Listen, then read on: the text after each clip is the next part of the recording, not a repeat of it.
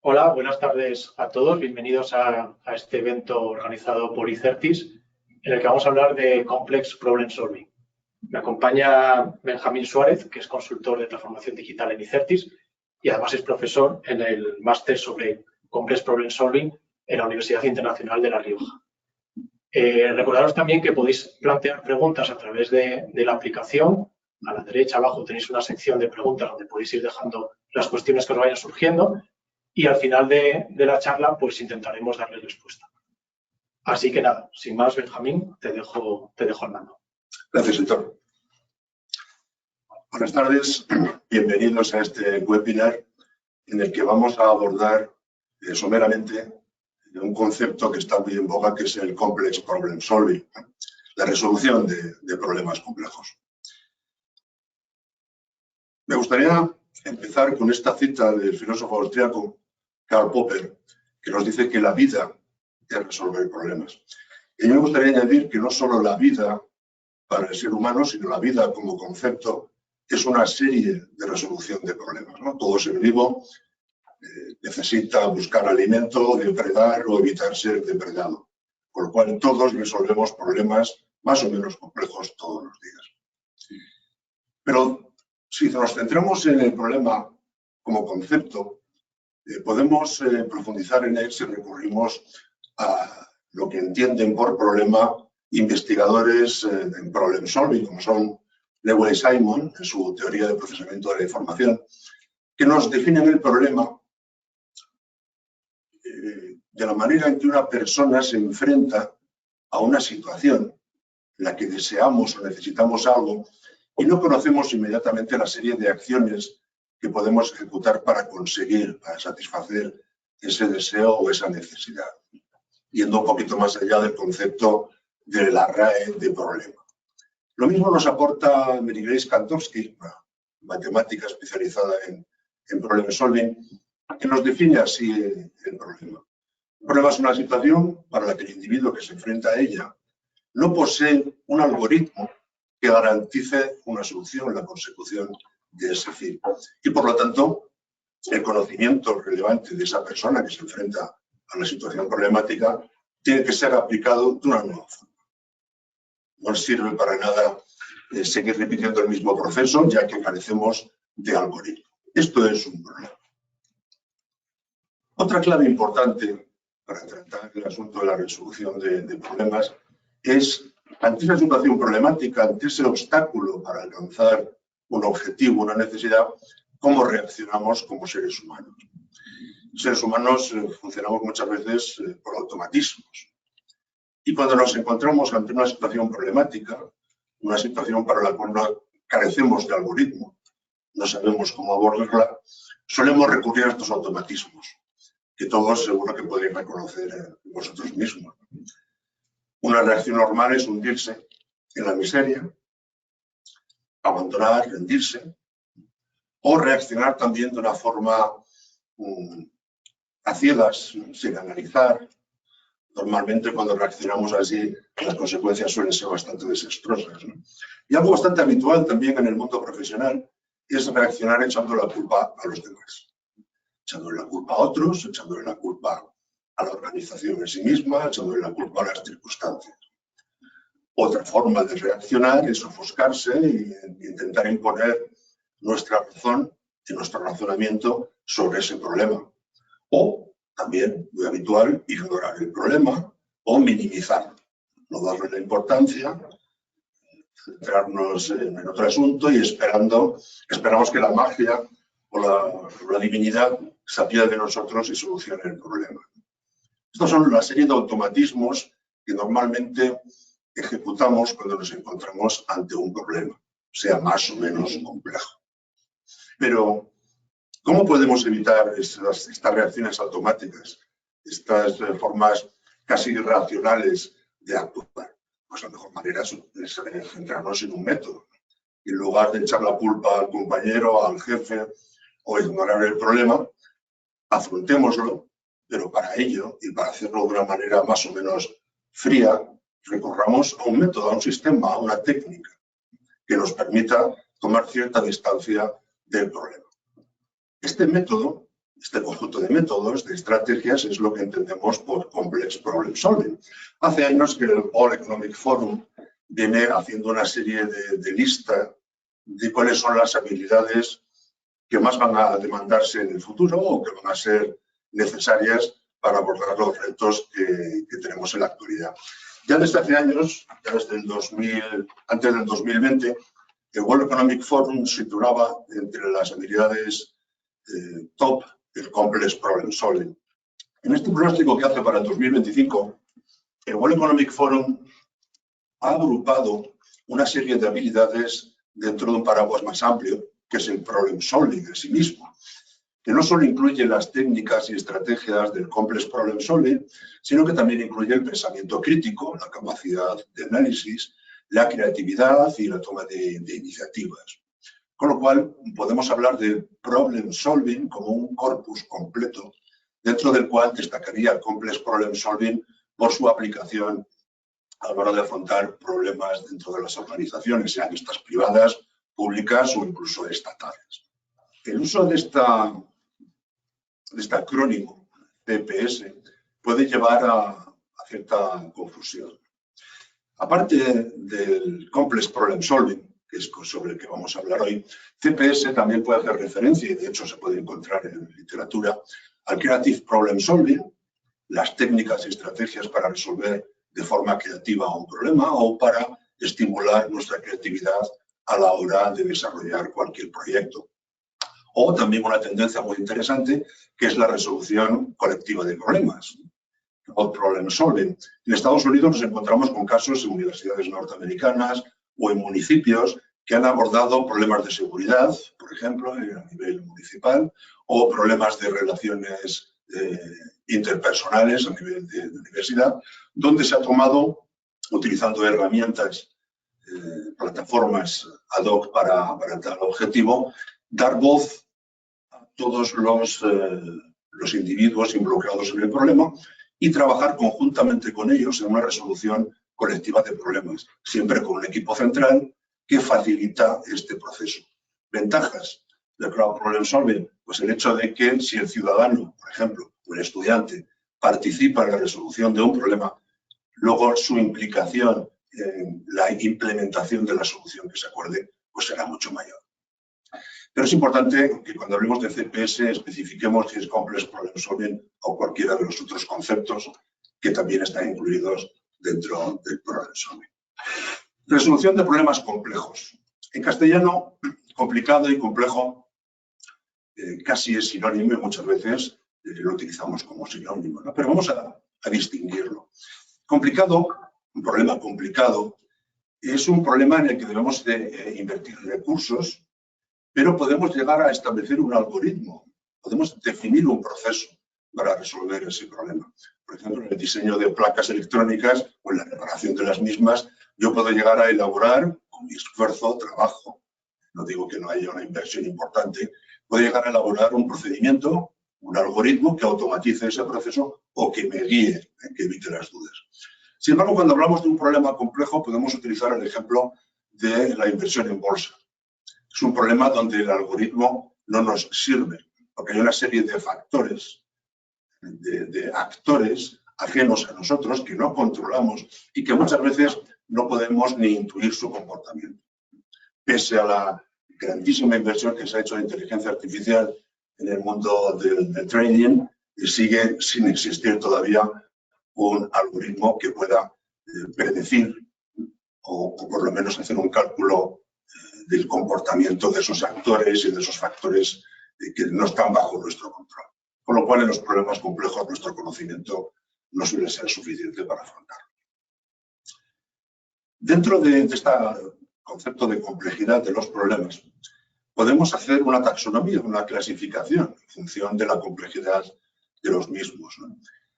Podemos partir de esos problemas sencillos, que los denominamos problemas bien estructurados, donde conocemos qué debemos resolver, o sea, conocemos bien el enunciado del problema y tenemos toda la información relativa a ellos. Son problemas estáticos que no van a variar y, por lo tanto, son problemas simples. En el otro extremo, podríamos situar a los problemas, o deberíamos situar, hablando de complejidad, a los problemas mal estructurados. Son problemas en los que apenas está bien definido el enunciado del problema, simplemente se nos nota un esbozo para empezar a trabajar. Carecemos de información al respecto. Son problemas dinámicos que pueden variar en función del contexto, en función de los actores que entran y salen del mismo y, por lo tanto, alcanzan el mayor grado de complejidad. Por lo cual nos vamos de problemas bien estructurados y simples a problemas mal estructurados y complejos. En esta taxonomía os he preparado aquí una lista que iría desde los problemas lógicos hasta los dilemas, que veremos a continuación, siempre aumentando la complejidad de los mismos. Problemas lógicos son aquellos problemas en los que el enunciado está bien claro, las reglas para resolverlos son finitas y, por lo tanto, no tenemos más que aplicar la simple lógica. Los algoritmos pueden ser desde hacer un pequeño desarrollo informático, podemos resolver una fórmula matemática o hacer la paella de los domingos. Al fin y al cabo, una receta no es más que un algoritmo. Están definidos cuáles son los pasos, los tiempos y el momento en el que aparece cada ingrediente. Si vamos aumentando en complejidad, nos encontraríamos con el principio de los verdaderos problemas. Estos primeros problemas que os he mencionado en grado de complejidad, que serían los problemas de algoritmo, los problemas lógicos, realmente no llegan ni siquiera a tener la consideración de problemas. Porque tenemos las reglas, tenemos el enunciado y es simplemente aplicar una serie de pasos, ¿no? Ya vemos que en la definición de problema, el hecho de que no tuviésemos algoritmo es una de las características fundamentales de un problema. Aquí empezaría dentro de la clasificación los verdaderos problemas. Están los problemas de uso de reglas o de inducción de reglas. Cuando nos compramos un dispositivo electrónico, cambiamos de móvil, lo primero que intentamos hacer es manejar ese nuevo dispositivo sin consultar las instrucciones, ¿no? E intentamos inducir esas reglas partiendo de conocimientos anteriores en sistemas parecidos. Pero nuestro esfuerzo radica, antes de rendirnos y recurrir al manual de instrucciones, en inducir las reglas que gobiernan ese sistema. Lo mismo ocurre si viajamos a otro país, conocemos las reglas que rigen el funcionamiento, por ejemplo, del metro de Madrid o de Barcelona, viajamos a Londres y nos encontramos con que tenemos que inducir de nuevo las reglas, porque en el mismo andén pasan trenes de líneas distintas, ¿no? Sería un problema de inducción de reglas.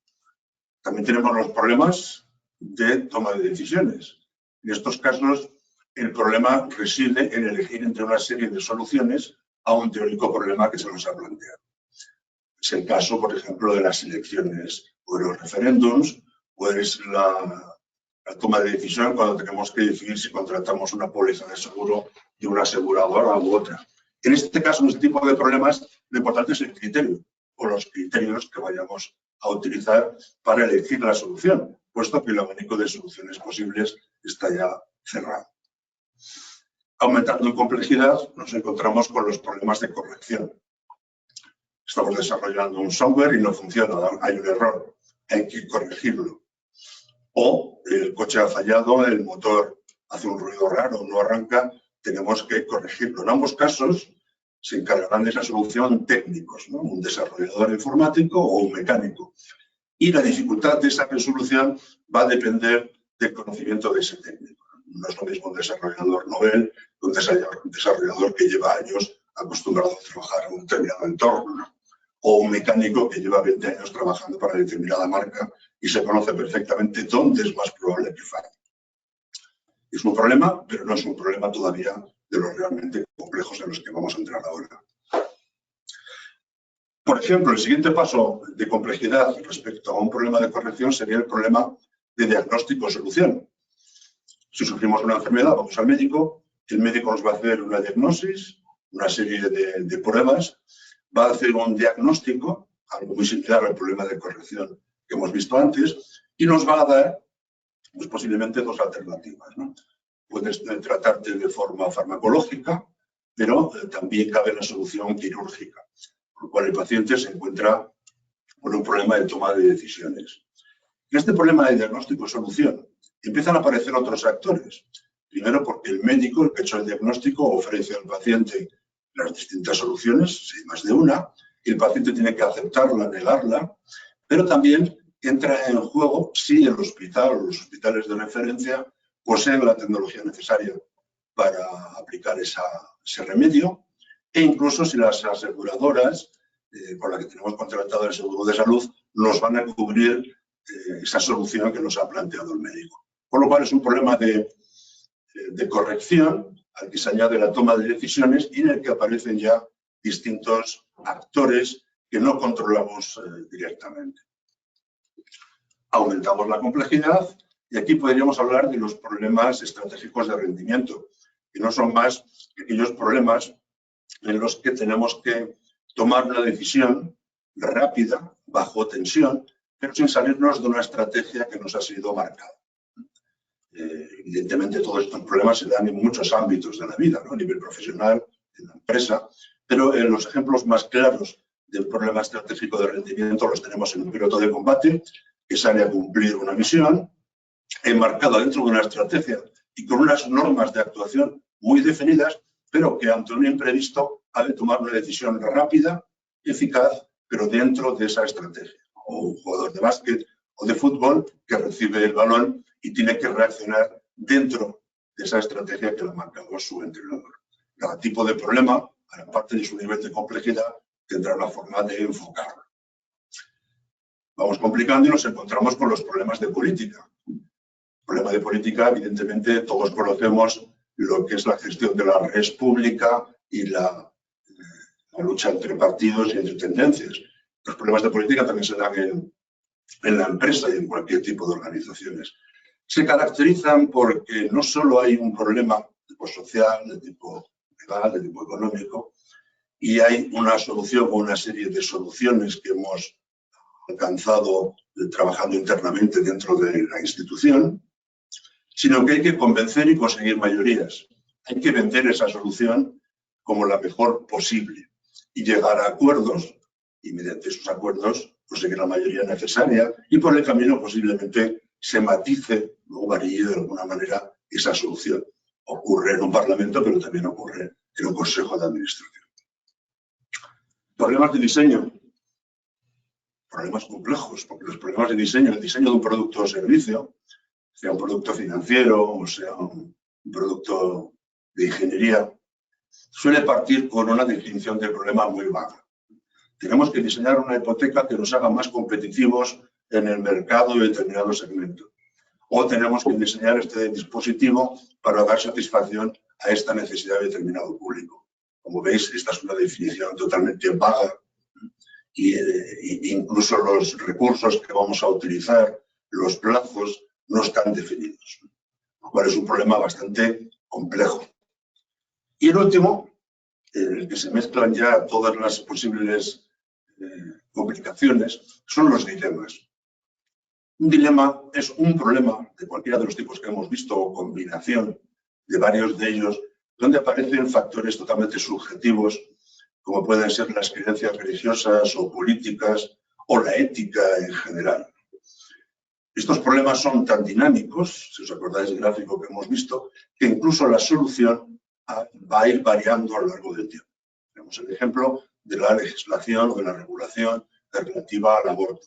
Se le da una solución que dura durante un tiempo determinado. Cuando hay algún cambio sociológico, político o de cualquier otra índole, la solución tiene que adaptarse a ese nuevo contexto. Normalmente los dilemas solo consiguen una solución temporal, pero tenemos que lidiar con ella.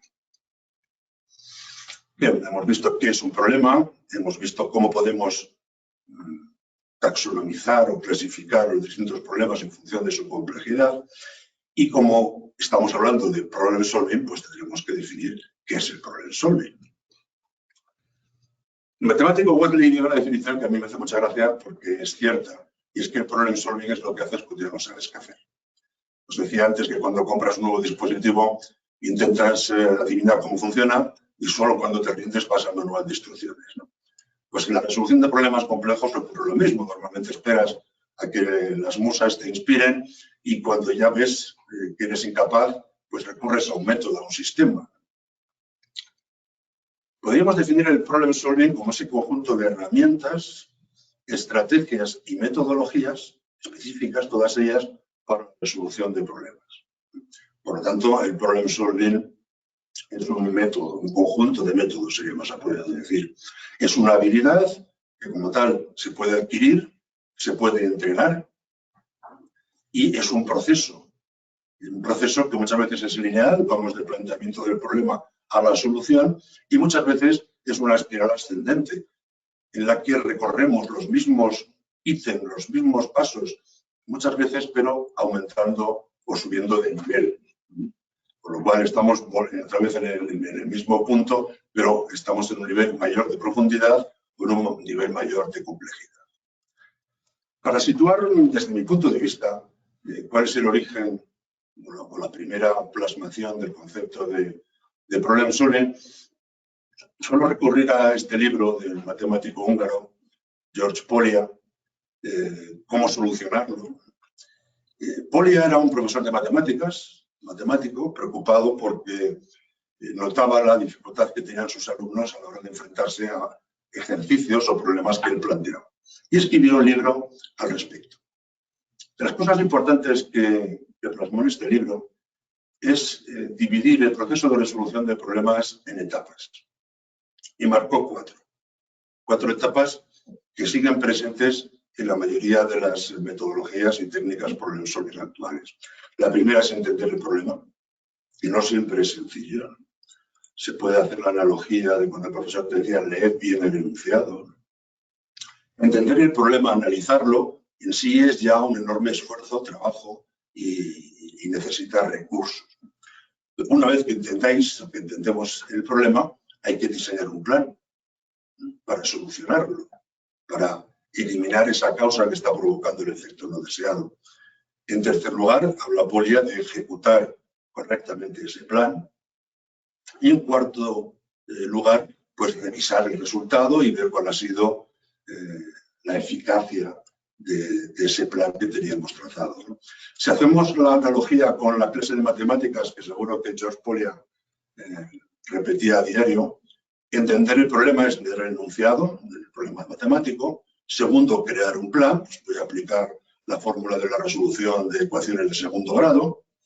El tercero sería ejecutar correctamente sin cambiar el signo ni equivocarme de valores a la hora de utilizar la fórmula. Y luego, si me da tiempo, pues voy a sustituir la incógnita por el valor que he hallado y comprobar que la resolución es correcta. Pero esto llevado a metodologías más complejas y más completas. Polya en su libro no solo marca estas fases, sino que empieza a dar recomendaciones sobre reglas y estrategias apropiadas para resolver problemas. Polya habla ya de estrategias heurísticas. La heurística es la parte de la lógica, de la filosofía, que se encarga del descubrimiento, de cómo podemos avanzar a la hora de descubrir causas o de descubrir nuevos conocimientos. Y da una serie de pinceladas sobre estas estrategias o técnicas heurísticas que podemos utilizar. Dibuja un esquema, que no es ninguna tontería. Se trata de verbalizar de forma gráfica las relaciones causales de un problema, como veremos un poco después.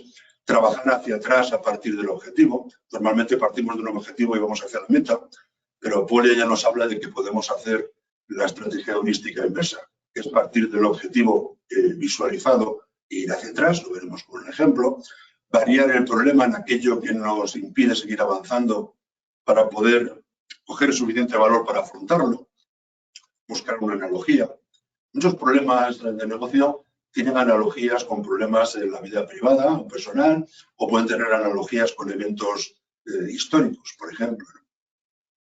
También nos habla de la inducción, de la descomposición de los elementos de un problema, o lo que muchas veces utilizamos, que es aquí hay un problema relacionado, ¿no?, que alguien solucionó una vez, o en esta empresa ya lo hemos solucionado otras veces, vamos a repetir el mismo procedimiento. Pero lo importante de Polya es que plasma estas líneas generales y fases del problem solving en su libro. Ya nos pregunto, ¿qué necesitamos para resolver un problema complejo? ¿Necesitamos ser sabios? ¿Necesitamos una varita mágica? Vamos a ver ahora cómo lo hace el mejor problem solver conocido. Y os presento a Blob. Este es un gran solucionador de problemas. Blob, que en realidad en su mote y su nombre científico es Physarum polycephalum, es capaz de explorar su entorno, de analizarlo, es capaz de resolver problemas, se adapta a nuevas situaciones y toma decisiones en recursos de acción alternativos. Y esto lo hace sin cerebro. Blob en realidad es un ser unicelular. Es una sola célula visible por su enorme tamaño, con la peculiaridad de que tiene múltiples núcleos de esa célula. A Blob le encanta la avena, los copos de avena. Y los científicos, que se dieron cuenta de la capacidad de Blob para avanzar en un sentido, analizar el entorno y tomar la mejor decisión, hicieron un experimento que se ha hecho bastante conocido, que es situarle, utilizaron el croquis del Gran Tokio, del Tokio metropolitano, y situaron en los puntos correspondientes a los centros de intercambio de medios de transporte pequeños copos de avena. Pusieron a Blob en el centro y Blob, utilizando su estrategia basada en la química, de la reacción y acción en función de determinados valores químicos, Blob empezó a trazar sus redes entre esos puntos para conseguir el alimento que él deseaba y trazó una estructura en 26 horas que los científicos compararon con la red de transportes del Gran Tokio y era prácticamente similar. Lo único que los humanos tardaron décadas en desarrollar esa red, en optimizarla, y Blob lo hizo en 26 horas. Los científicos también han cogido la estrategia de Blob y han hecho un emulador informático y han situado dentro de ese modelo, han situado puntos de avena, por decirlo así, aunque ya son virtuales, y en los mismos puntos en los que se encuentran las distintas galaxias. Y el resultado es que con ese sistema de Blob han encontrado una red de relaciones entre planetas, entre galaxias, que es muy similar a la forma en la que la materia se distribuye a lo largo del universo, ¿no? Lo que se llama la telaraña cósmica. Con lo cual, la misma estrategia de Blob para conseguir avena, sorprendentemente, es la misma que utiliza el cosmos para repartir la materia. Pero claro, ¿qué hace de Blob un gran solucionador de problemas? Si hemos visto que no tiene ni una neurona, porque él en sí mismo es una sola célula, no tiene cerebro. Pues lo que convierte a Blob en una máquina química buena para resolver problemas es que sigue un método, una estrategia. No se asusta, no sale corriendo, no le echa la culpa a los demás, no ignora el problema, sino que aplica su método. Y como hemos visto que el problem solving es un conjunto de técnicas y de estrategias para resolver problemas, pues ¿qué podemos hacer los humanos para aproximarnos a las habilidades de Blob? Utilizar estas herramientas. Y vamos a ver por encima algunas de ellas. Muchas de las herramientas o técnicas que se utilizan o metodologías que se utilizan en problem solving comparten esta misma evolución. Parten de metodologías desarrolladas en el ámbito militar. Veremos un par de ellas que tuvieron su origen en la Segunda Guerra Mundial, en el ejército de los Estados Unidos. Parten de esas metodologías militares combinadas con el avance de la psicología y evolucionan esas metodologías hacia el mundo industrial. Esas metodologías que tienen origen militar se emplean en el mundo industrial y del mundo industrial pasan al mundo servicios o pasan a cualquier ámbito del saber humano. Puede ser la transformación digital o, mejor dicho, la metamorfosis digital. Una de las tendencias de las ramas del problem solving es lo que ha venido a llamarse por la escuela de Giorgio Nardone. Tiene un librito muy sencillo que yo recomiendo, que se llama Problem Solving Estratégico, en el cual plasma una serie de técnicas y de conocimientos que él extrae de su experiencia como psicoterapeuta y las aplica a a problemas de organizaciones y problemas de empresa. Mencionarlas, fijar el objetivo. En un principio parece todo muy sencillo, ¿no? Vamos a solucionar este problema. Nardone nos recuerda, fija el objetivo. Muchas veces el objetivo no es que desaparezca absolutamente el problema, sino disminuir, por ejemplo, cómo nos afecta o disminuir el número de veces que se presenta. Por lo cual que muchas veces el objetivo sobre el que debemos trabajar no es eliminarlo al 100%, sino a lo mejor reducir un 20% su efecto ya es suficiente. Nos habla del peligro de las soluciones intentadas. No solo la importancia de analizar las soluciones previamente intentadas aunque hayan fracasado, porque nos van a dar pistas de lo que funciona y de lo que no, sino que tengamos cuidado con la tendencia humana a repetir soluciones intentadas fallidas. Cuando nos falla una pantalla, le damos un golpe y sigue sin funcionar y volvemos otra vez a esa solución intentada fallida, ¿no? Que tal vez tiene algo distintivo, nos advierte. También nos habla de tener cuidado con el efecto farola.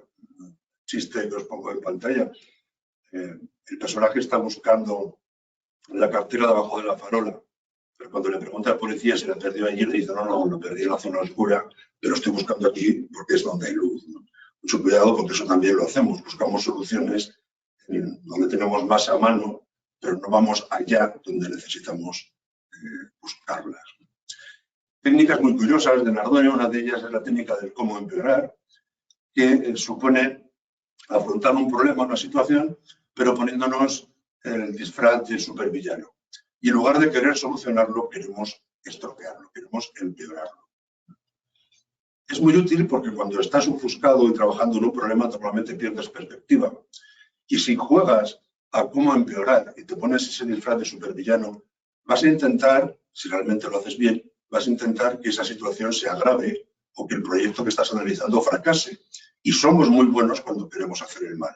Y vamos a descubrir elementos para estropearlo que posiblemente no habíamos visto cuando lo estábamos analizando de la forma habitual. También nos ofrece la técnica contraria, que es el escenario más allá del problema, visualizar cómo sería la empresa, cómo sería la situación, cómo sería el proyecto si no existiese ese problema y enumerar las características que tiene, que nos va a abrir también el abanico de posibilidades a la hora de enfrentarlo. Y luego la técnica del escalador. Os hablaba antes de la regla heurística de ir del objetivo hacia la situación actual. Nardone se dio cuenta que los alpinistas, los guías alpinistas, a la hora de trazar una ruta de ascenso a una montaña, en lugar de hacerlo como lo hacemos los aficionados, que sería desde la base hasta la cima, ellos lo hacen al revés. La trazan desde la cima hasta la base, dividiéndola en sucesivas etapas. Se ha demostrado que esta forma de analizar una montaña y de establecer las distintas etapas convierte el ascenso en algo mucho más rápido y más seguro, lo cual se puede aplicar también a la resolución de problemas organizacionales. Otra técnica muy interesante es el CADWOE. El CADWOE no es más que una regla mnemotécnica.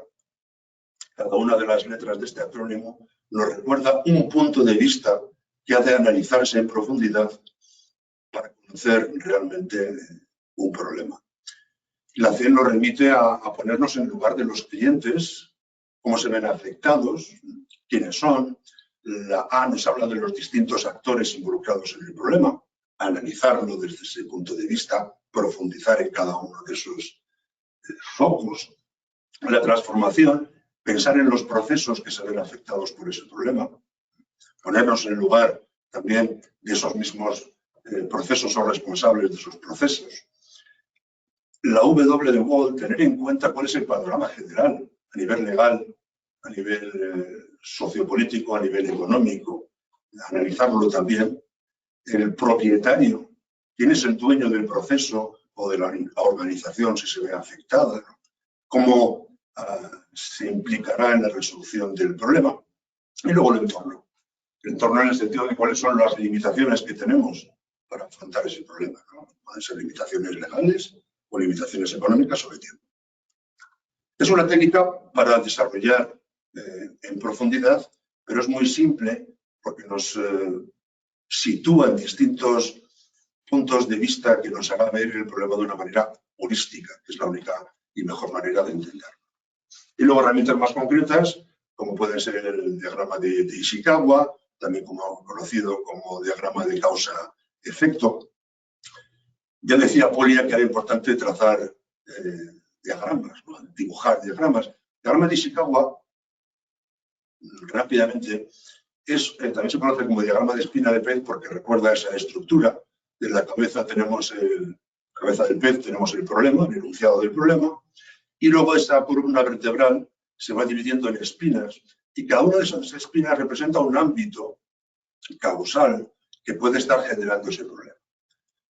Hay una estructura estándar de Ishikawa, que es esta, el ámbito humano, el factor humano, el de la máquina, el del entorno, el de la materia prima o el material que se esté utilizando, el del método o procesos y el de las mediciones o medidas que se estén llevando a cabo.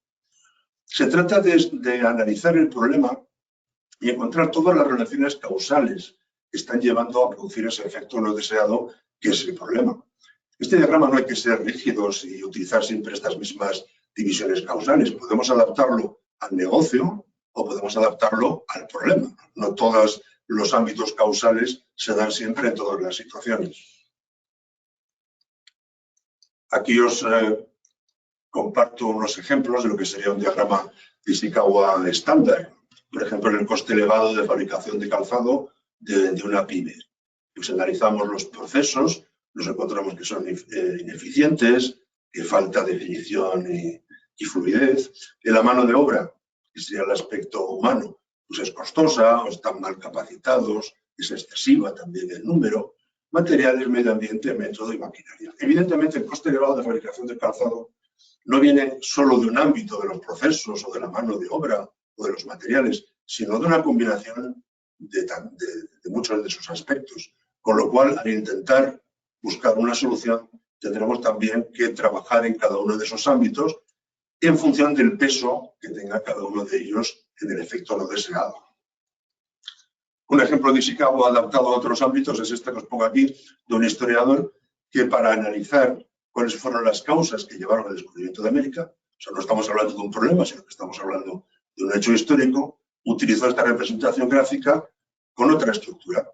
Habló del ámbito causal de la cultura, de los elementos que se estaban dando entonces, del ámbito causal de la tecnología, y luego en lugar de ámbitos utilizó dos hechos históricos que también condicionaron pues, el hecho de que la ruta hacia el este para encontrar las preciadas especies pues estaba bloqueado por la toma de Constantinopla, en fin, una serie de cambios tecnológicos y culturales que llevaron a ese efecto que en su momento no fue deseado, sino que fue casual.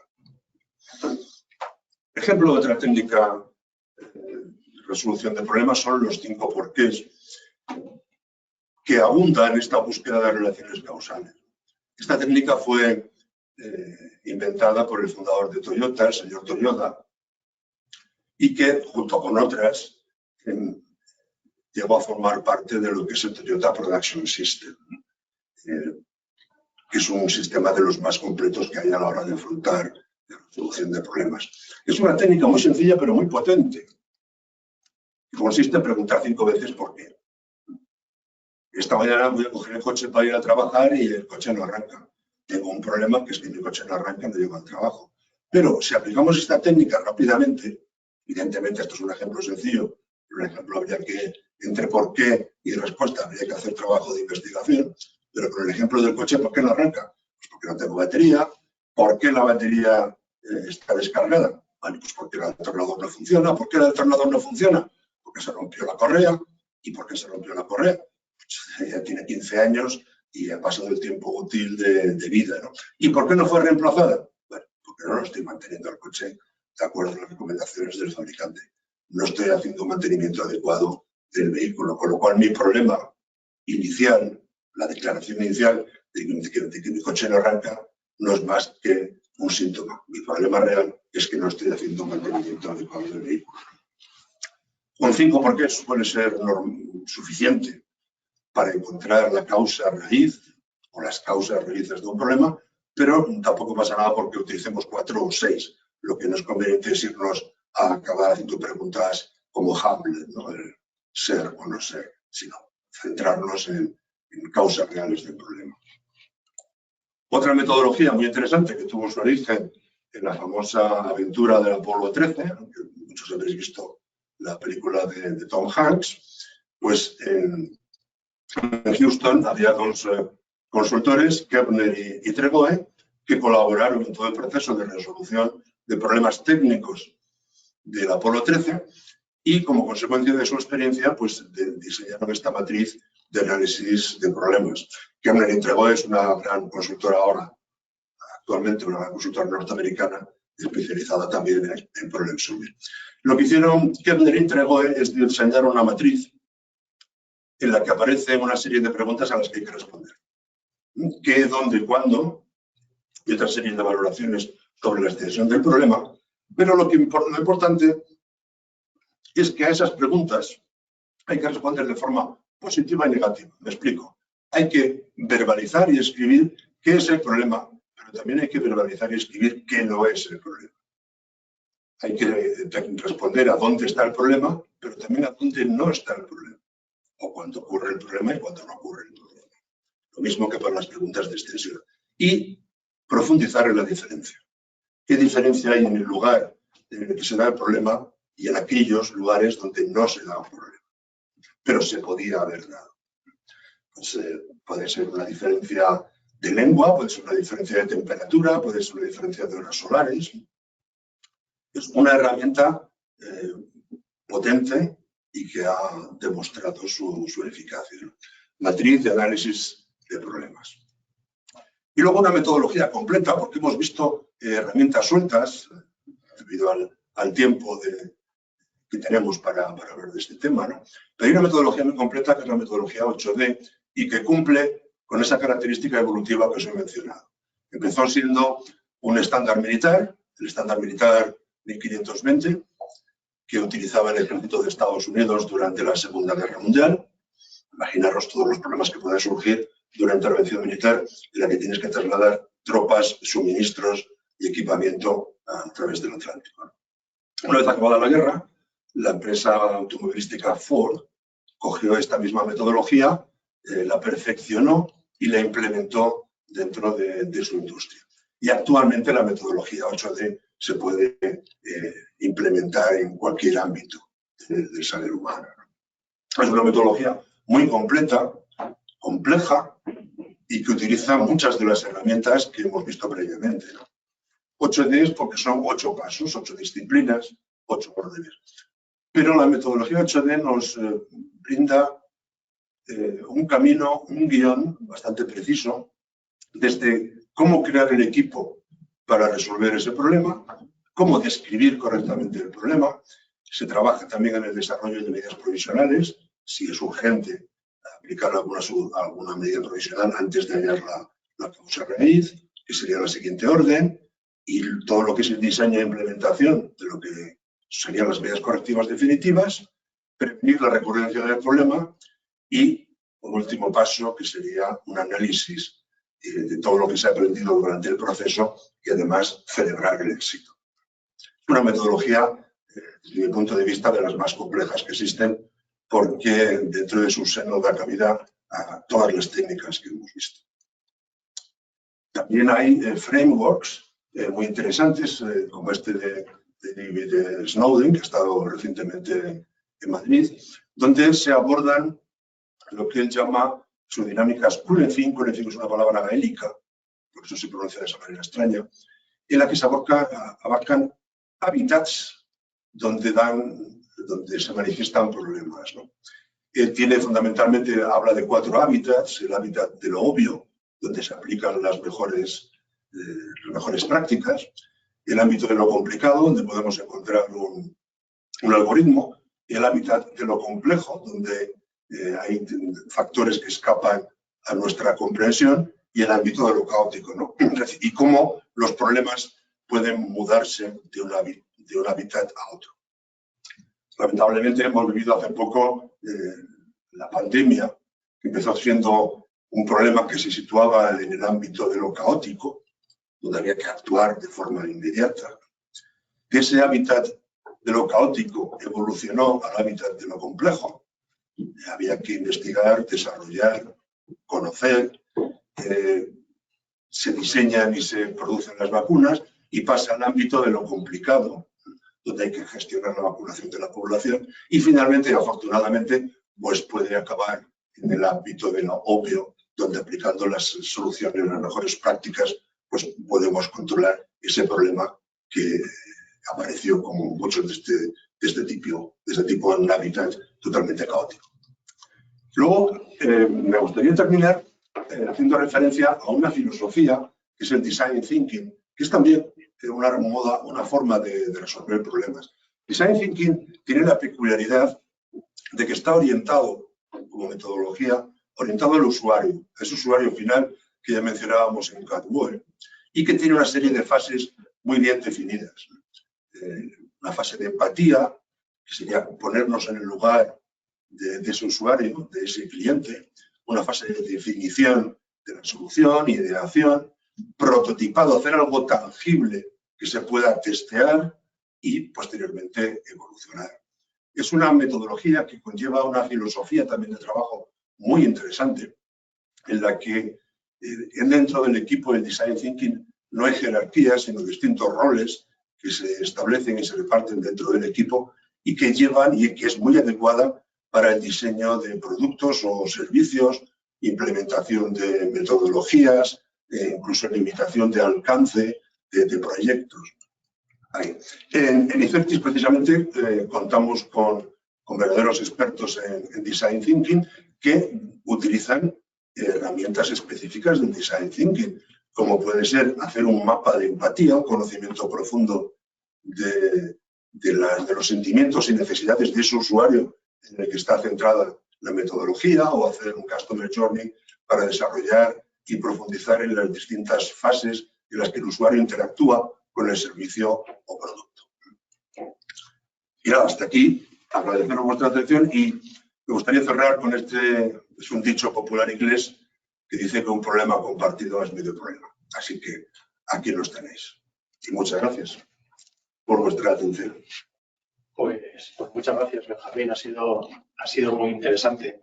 Tenemos un par de preguntas planteadas, así que empezamos. Nos dicen si la resolución de problemas es mejor en equipo o individualmente.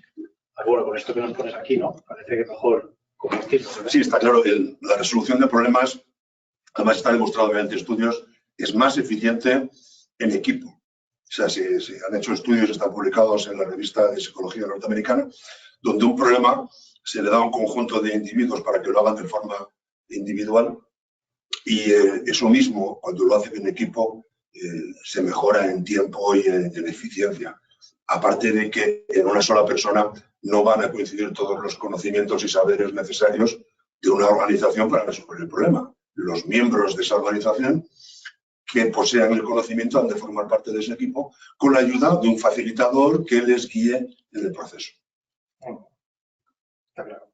Y la segunda pregunta, ¿merece la pena montar un equipo de problem solving en todos los casos? Bueno, entonces, como veíamos en la metodología 8D, que es tal vez la más completa, pues evidentemente no todos los problemas requieren esa inversión de recursos, de dinero, de horas hombre para afrontarlos, ¿no? Esa metodología ha incluido últimamente un paso cero en el que se analiza precisamente si merece la pena hacer la inversión en función de los daños que esté provocando ese problema, tanto a nivel económico como reputacional. Muchas veces cuando tienes un dolor puedes subsanarlo tomándote un analgésico, pero a lo mejor la causa lo que necesita es que haya una mayor inversión de recursos y pases por el quirófano. Al final, pues lo mismo en las organizaciones, puedes acabar convertido en un adicto a los analgésicos sin acabar de solucionar el problema invirtiendo en cirugía. Mira, nos pasan otra pregunta. Dentro de los diferentes solucionadores de problemas, ¿cuál crees que es el más completo? Solucionadores de problemas entendido como técnica, entendido como metodologías. Yo utilizaría cada técnica en función de la naturaleza, debe utilizarse cada técnica o metodología en función de la naturaleza del problema, ¿no? Un problema en el que se requiere pues, una mejora de un producto o de un servicio, utilizaría el Design Thinking. Si se trata de un problema más complejo, más profundo en sus raíces, utilizaría 8D, porque nos permite una mayor profundización en las causas, y dentro de la metodología 8D, pues por supuesto que se utiliza Ishikawa, se utilizan los 5 porqués y se pueden utilizar muchísimas más técnicas. O sea que en función del problema, ¿no? Por eso me gustaría subrayar el papel del facilitador, ¿no? En Icertis tenemos gente con mucha experiencia en facilitar procesos de design thinking, y es el facilitador el que propone qué técnicas y en qué secuencias se van a utilizar en función de la naturaleza del problema. Un saludo. Buenas tardes, un saludo a todos.